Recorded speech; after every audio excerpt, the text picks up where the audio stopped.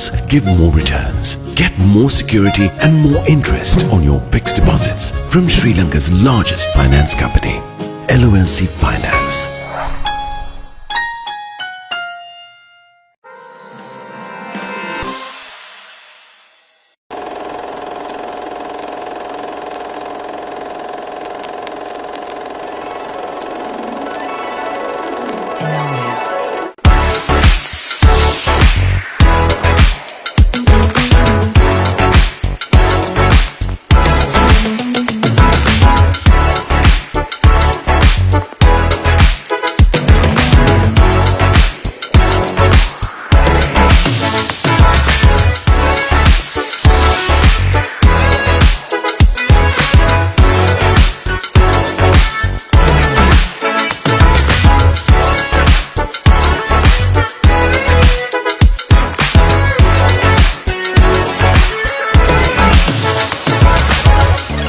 Hi, I'm Nazneen from The Beauty Quest and I will be answering Levin's burning questions today.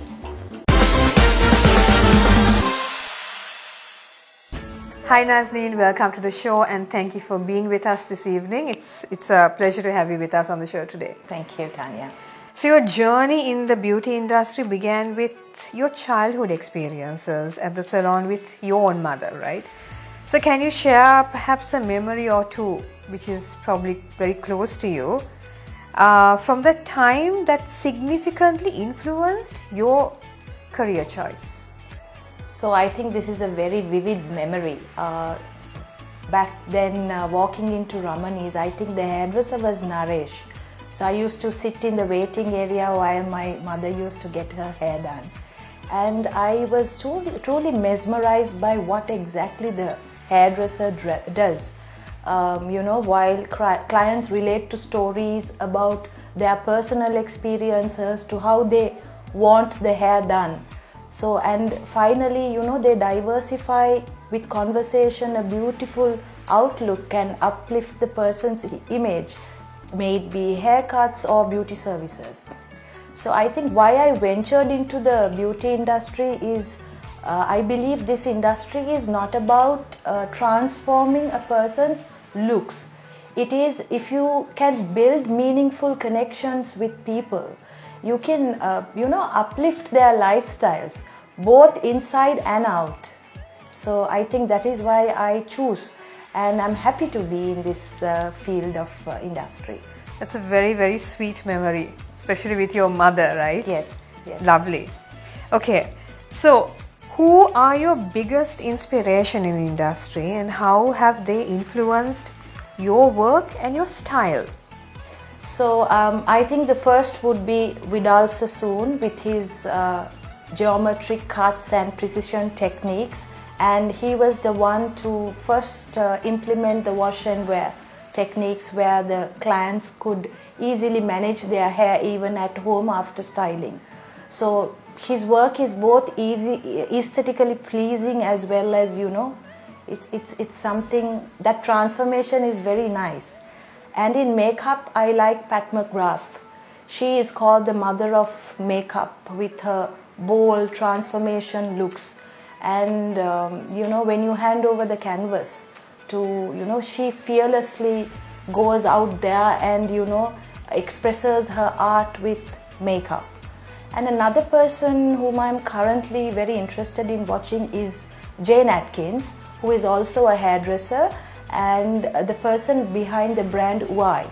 So she is about social media acceptance and how she transforms and builds personal contacts with clients and increasing her brand image as well as keeping close interactions on Instagram, TikTok, etc. Okay, interesting. So we were talking about your experience in Paris, right? So how did your experiences while training at the Makeup Forever Academy in Paris shape your approach to the makeup artistry?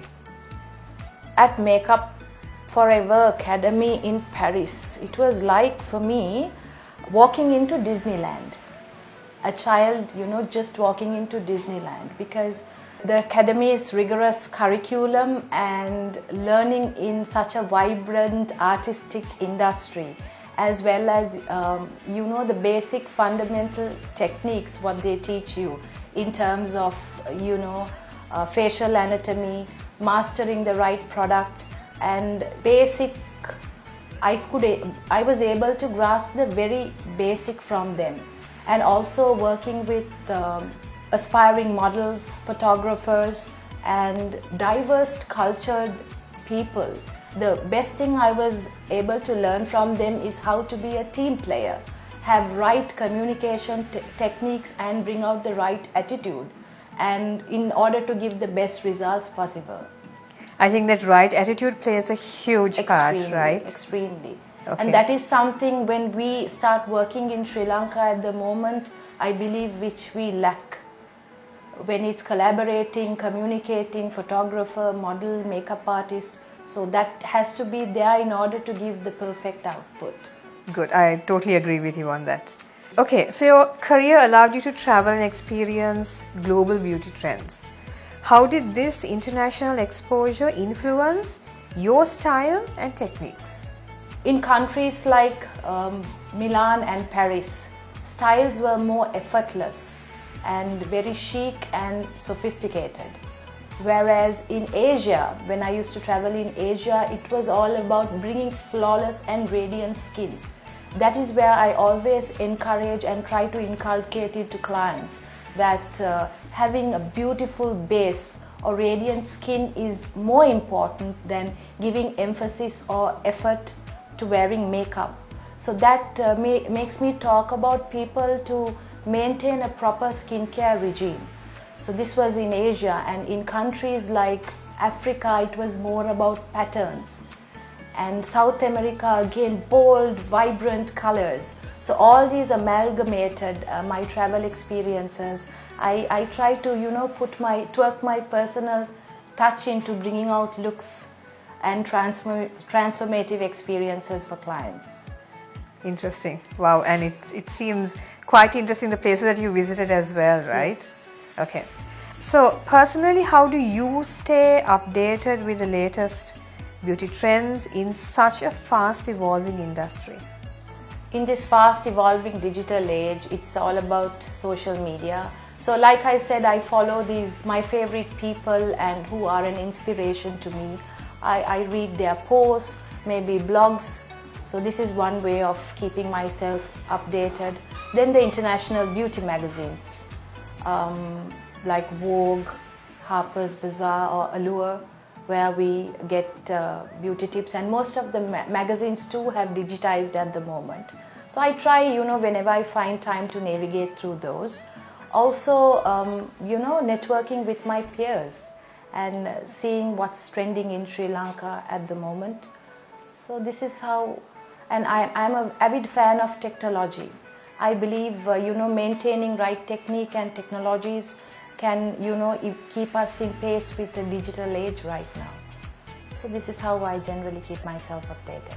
Great. So we're on to the last question, Nazneen, for this segment. So how do you envision the future of the beauty industry, and what role do you hope to play in its evolution? I think it's about being inclusive and diversity. We have to start embrace different body types, skin tone, gender diversities, and brands have also started to cater to broad spectrum of clients at the moment. So that is one way, and beauty we should be able to accept in all forms, shapes and sizes. The next thing is also sustainability with regards to global warming and trying to give the client the most natural thing as possible. And also I'm a person into holistic healing and wellness approach as well. So I believe topical application externally itself is not sufficient to look beautiful. So it's about inculcating and educating clients of skincare and nutrition goes hand in hand. And also being technologically advanced. Great. Okay. So thank you, Nazneen. We've come to the end of segment 1 and we have a fun little game for you on the other side. So we'll see you in a short bit. Thank you.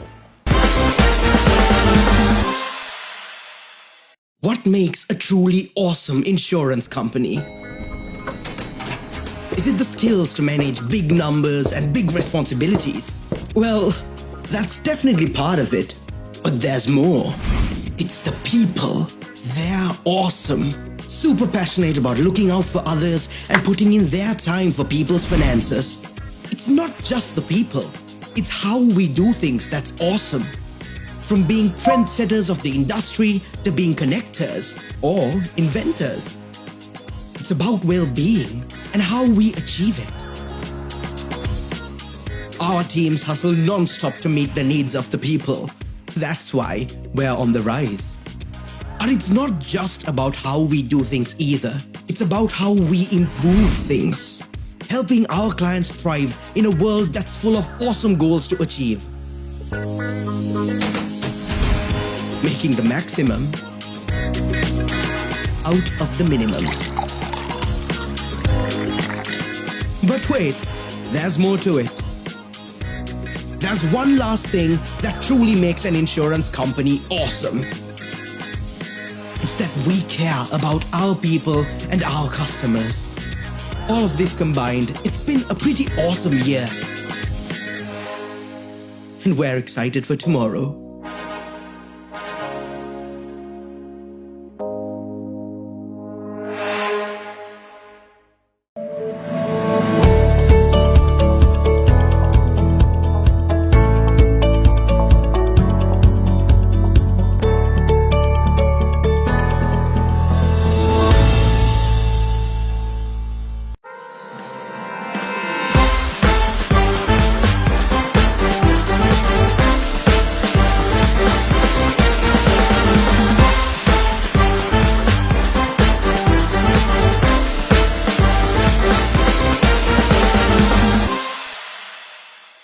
Hi Nazneen, so welcome to the fun segment that we have for you. So we have some very funny, stupid questions to ask you that will make this segment a little more livelier, okay? Okay. So let's start with the first one. And I will start with a beauty question. Why is it called lipstick if it doesn't stick your lips together? Oh my God. It does. The stain sticks on the lips, right? So probably. Ah, okay. Good answer. Okay. So have you ever waved at someone thinking you know them only to realize they are the wrong person? Always. Because I'm good with, having names but not recognizing faces. Okay. Okay, so what's the best Wi-Fi network name you've seen?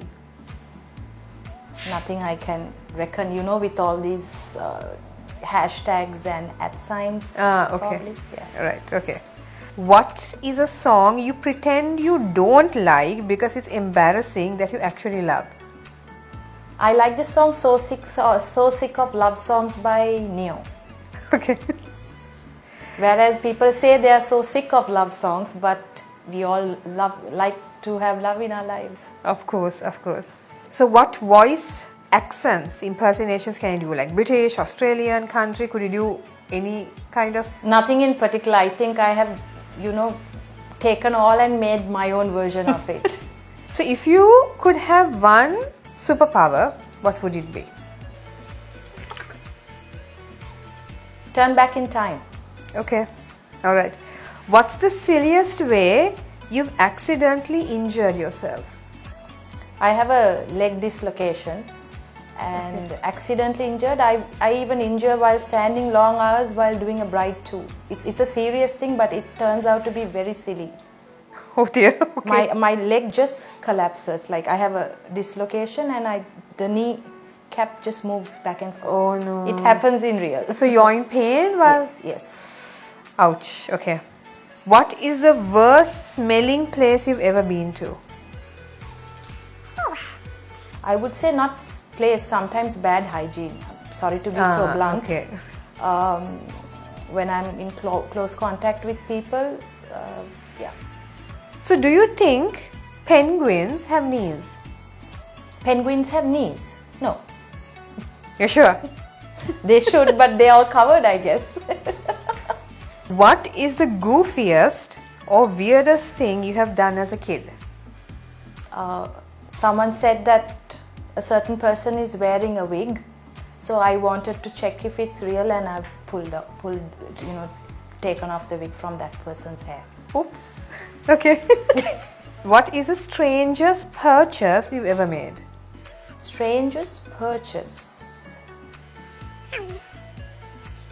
Not really. I just buy what I like. I don't find it strange. Okay. So what is the funniest nickname that somebody has given you? Oh my god.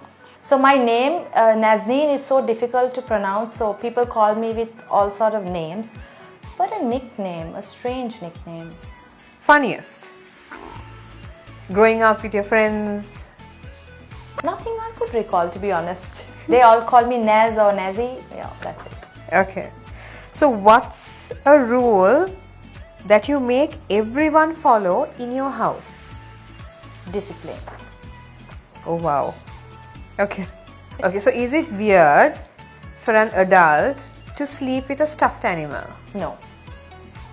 What was the last thing that you searched on Google? Last thing I searched on Google. Was about star signs. Okay. If you could do a karaoke with any famous person for a day, who would it be? Sting. Wow. Nice. Yes. Okay, what is the most ridiculous outfit you've ever worn? Ridiculous. Thinking back now, you probably figured, what was I thinking? Outfits where, a plunging thing where there was a wardrobe malfunction. It was ridiculous. Okay. What would you do if you had 15 minutes of fame? 15 minutes of fame. Like you're on international television or platform and you have 15 minutes. What would you do with it? I would endorse women. Way to go. If you could charge $1 million for a particular service, what would it be? $1 million for a particular service. I'm thinking. I'll come up with an answer. You'll be $1 million rich. Nothing I could think of. Okay. Sorry. Right, that's okay. If you could make a TV show about your best friend's life, what would you call it? The name of the show? Best friend's life. Made in Manhattan. Huh. Because I used to have a lot of friends back in the day, who used to disguise themselves and do these silly, weird things. Oh, okay. Yeah. Nice. So you have to be honest with this question. Have you ever eaten food from the ground? Yes. Ah, okay. What's the easiest way to make you laugh? I'm a very friendly person who is always chirpy and smiling. Easiest way to make me laugh. Just crack a joke. I'll smile and laugh. If you publicly trip and fall, do you laugh it off or do you just keep walking? Walking. Which fairy tales do you find the most outrageous? Fairy tales which find most outrageous. Barbie. Okay, It's not a fairy tale, right? I'm sorry. that's okay. That's okay. It's highly commercialized, yeah. Lately, I think Barbie was overly commercialized. With the movie. Yes. What is the most awkward question someone has ever asked you? If I'm a mother, Really? yeah. How many animal sounds can you make? Well, that I can do. But no, not on camera. I'm nervous. What is the most annoying song you've ever heard? Annoying song. Nothing which comes to my mind at the moment. Annoying song, yeah. Alright, okay. Thank you, Nazneen, for being on the show. It was an absolute pleasure to have you with us today. Thank you. And thank you for being your bubbly personality as you said that you were. Thank you. There you have it. These are my answers to the questions and the game. Be sure to check out Living's Instagram and Facebook pages for the latest episode of Living Gets Real. Bye.